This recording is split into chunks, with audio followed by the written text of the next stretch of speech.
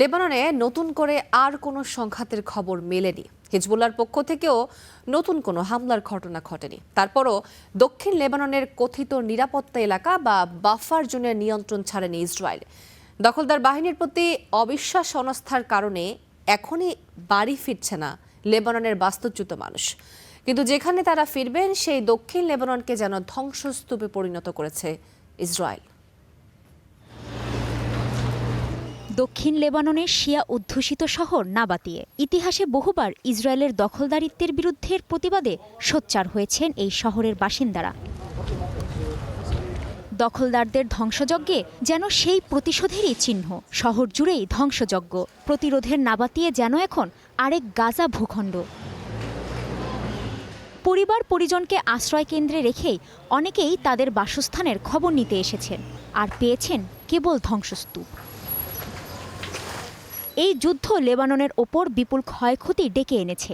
Israeli বাহিনী দেশটির প্রায় 5 ভাগের 1 ভাগ জনগণকে বাস্তুচ্যুত করেছে এবং দক্ষিণাঞ্চলের বহু গ্রাম ধ্বংস করেছে। ইসরায়েলের দাবি, হিজবুল্লাহ বেসামরিক এলাকাগুলোকে তাদের কার্যক্রমের জন্য ব্যবহার করে।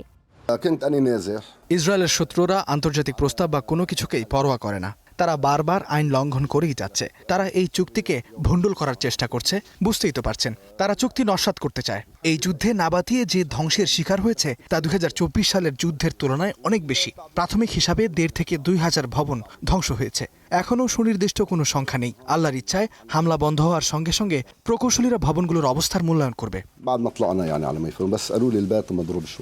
কোনো ক্ষেত্রে ইসরায়েলের ওপর কোনো আস্থা রাখা যায় না, যুদ্ধের বেলাতে আরও নয়। সেই কারণেই ইরান যুক্তরাষ্ট্রের সমঝোতার পরও বৈরুতের আশ্রয়কেন্দ্র ছাড়ছে না লেবাননের বাস্তুচ্যুত মানুষ। তারা বাড়ি ফেরার অপেক্ষায়। তবে তার আগে নিশ্চিত হতে চান ইসরায়েলি বাহিনীর অবস্থান, কারণ এখনও দক্ষিণ লেবাননের দখল ছাড়েনি ইসরায়েল। আমরা শান্তি ও নিরাপত্তা চাই, যাতে আমরা নতুন জীবনে ফিরতে পারি, নতুন ভবিষ্যৎ নিয়ে ভাবতে পারি। এমন ভবিষ্যৎ নয় যেখানে 6 মাস বা 1 বছর পর পর যুদ্ধে জড়িয়ে পড়তে হবে। আমরা এমন এক অবস্থায় পৌঁছেছি যেখানে আমরা জানি না সামনে কি অপেক্ষা করছে। আমি নতুন জীবন নিয়ে ভাবতে চাই, অথচ আমাদের আগের জীবনটাই শেষ হয়ে গেছে। এখন আর কোনো প্রতিষ্ঠান নেই, কোনো বাড়িঘর নেই, কোনো কোম্পানি নেই, কিছুই অবশিষ্ট নেই।